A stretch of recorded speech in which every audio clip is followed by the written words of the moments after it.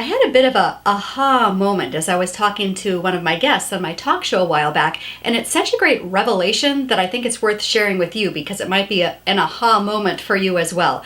I was talking to my guest, a medical doctor named Rita Hancock, and she had written a couple of books, and we were talking about how so many Americans are, well, people in general, are weighed down with depression and kind of mysterious illnesses and addictions, and she said that she had a revelation one day in her doctor's office that maybe some of these addictions and depression and illnesses were rooted in something way back from childhood.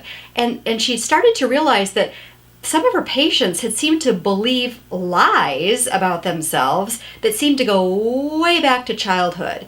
And we should not be surprised that we have lies infecting our lives because Satan is described by Jesus in John 8:44 as the father of lies.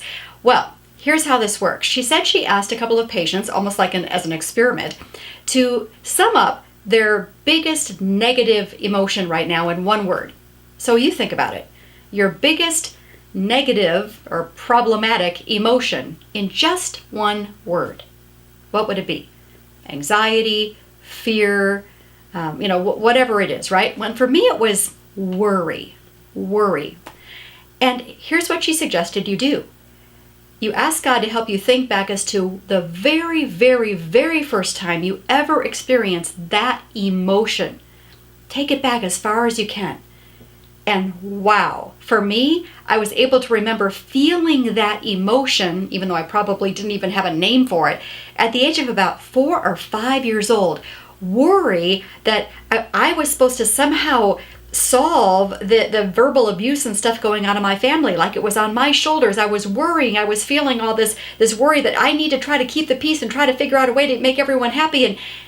And you know what? That was a lie from the enemy. Was it my responsibility to make peace? Was I even able to make peace? Especially as a 4 or 5 year old, did I have the ability to make everyone get along and for there to be peace? No, it was a stinking lie from the enemy, but it took hold in my life and it carried through my entire life as a corroding thread.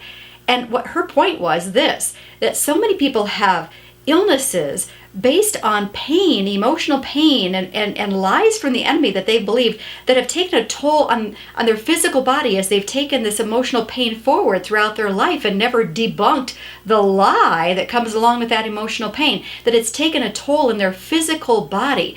And often, another way that we cope is we numb out through addictions. And so many addictions then linked back to this pain from a long time ago and the lie that got attached to that pain. So much depression linked back to that emotional pain from years ago where there was a lie attached. So the question for you, think back. What is that? First of all, what is that main negative emotion, that problematic emotion you've been carrying? Think back, way, way back. When's the first time you experienced that? And then ask God to show you the lie attached to that specific emotion. There's almost always a lie attached. And freedom is on the other side when we break that lie with the truth.